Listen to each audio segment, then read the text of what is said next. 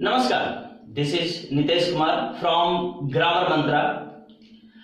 आज का हमारा जो टॉपिक है वह वर्ब है। वर्ब क्या है, वर्ब कितने प्रकार के होते हैं, वर्ब की आवश्यकता इंग्लिश सेंटेंस में कितना आवश्यक है, आज हम इसके बारे में इस क्लास में जानेंगे। तो चलिए शुरू करते हैं। तो चलिए अब हम समझते हैं कि वर्ब क्या है। वर्ब वे शब्द हैं जो सब्जेक्ट के द्वारा किए गए काम या सब्जेक्ट की अवस्था को दर्शाता है। दैट मीन्स वे शब्द जो सब्जेक्ट के द्वारा किए गए काम को या सब्जेक्ट की अवस्था को दर्शाए वह वर्ब कहलाता है। चलिए इसे हम कुछ एग्जाम्पल की सहायता से समझते हैं, किस प्रकार वर्ब एक्शन को दर्शाते हैं तथा किस प्रकार वर्ब अवस्था को दर्शाते हैं। पहला कह रहा है he plays cricket in the evening, वह शाम में क्रिकेट खेलता है। यहां स्पष्ट है प्लेज एक एक्शन है, एक काम है जो ही सब्जेक्ट के द्वारा किया जा रहा है। दैट मीन्स प्लेज वह काम हुआ जो सब्जेक्ट ही के द्वारा किया जा रहा है। तो प्लेज यहां एक्शन है और एक्शन वर्ब होता है, तो यहां प्लेज क्या हुआ, वर्ब हुआ। चलिए दूसरे एग्जांपल की ओर चलते हैं। Kabir is a student, Kabir एक स्टूडेंट है, कबीर एक विद्यार्थी है। यहां स्पष्ट है, यहां कबीर की अवस्था को दिखाया जा रहा है। कबीर क्या है, तो एक विद्यार्थी है। दैट मीन्स जहां अवस्था को शो किया जाए वह स्टेट शोइंग वर्ब हुआ। दैट मीन्स यहां इज क्या है, स्टेट शोइंग वर्ब है। चलिए तीसरे एग्जांपल की ओर चलते हैं। शी सीम्स टायर्ड, वह थकी प्रतीत होती है। शी सीम्स टायर्ड, वह थकी प्रतीत होती है। क्या यहां कोई काम हो रहा है? नहीं, यहां कोई काम नहीं हो रहा। यहां महसूस किया जा रहा है कि वह क्या है, वह थकी प्रतीत हो रही है, लगता है वह थकी हुई है। दैट मीन्स सीम्स वह वर्ब है जो स्टेट को दर्शाता है, यह एक स्टेट शोइंग वर्ब है। चलिए उस प्रकार अगले एग्जांपल को देखते हैं। Dhoni pledge cricket, Dhoni cricket खेलता है।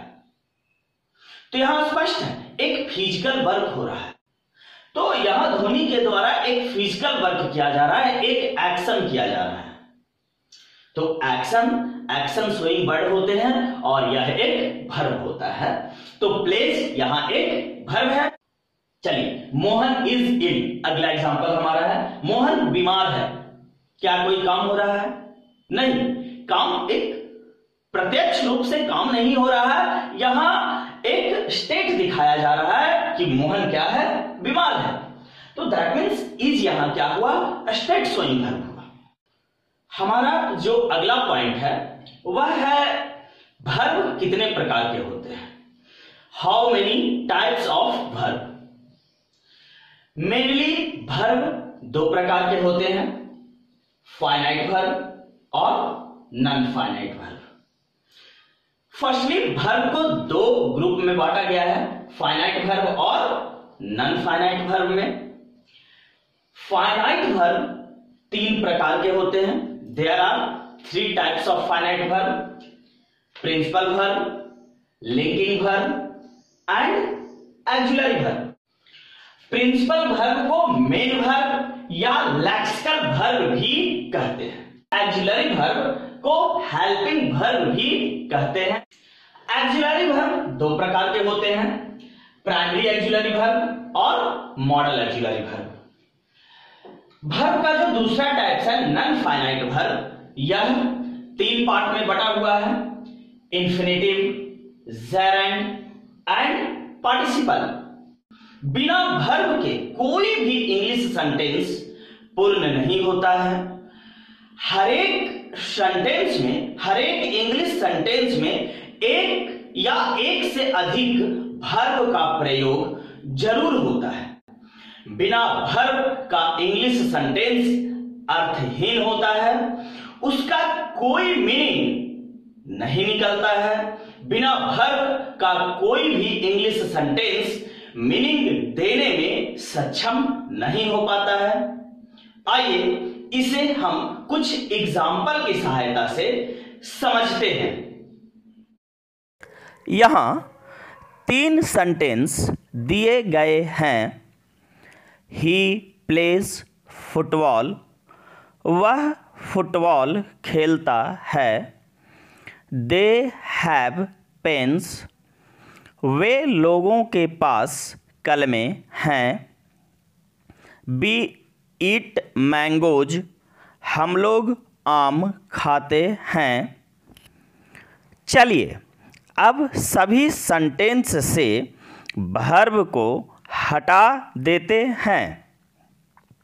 वर्ब को हटाने के बाद जो पहला सेंटेंस है वह है ही फुटबॉल, जिसमें ही सब्जेक्ट है तथा फुटबॉल ऑब्जेक्ट है।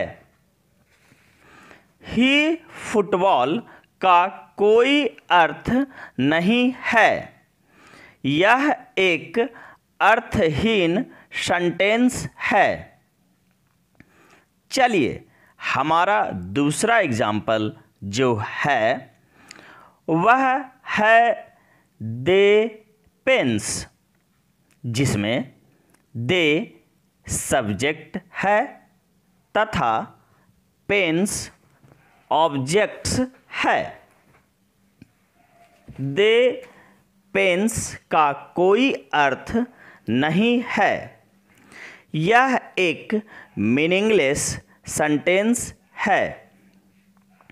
चलिए अब तीसरे एग्जाम्पल की ओर चलते हैं। तीसरा एग्जाम्पल जो बच रहा है वह है बी मैंगोज, जिसमें बी सब्जेक्ट तथा मैंगोज ऑब्जेक्ट है। बी मैंगोज एक अर्थहीन सेंटेंस है। इस प्रकार हम पाते हैं कि बिना वर्ब का सेंटेंस लिख पाना पॉसिबल नहीं है, लेकिन वर्ब लगा देने के बाद ही plays football, they have pens और वी ईट मैंगोज अर्थपूर्ण सेंटेंस हो जाते हैं। सबसे छोटा सेंटेंस कौन सा है, इसका उत्तर भी आप कमेंट सेक्शन में अवश्य लिखें। यदि यह वीडियो आपको पसंद आता है तो लाइक करें, सब्सक्राइब करें तथा शेयर करना ना भूलें। धन्यवाद।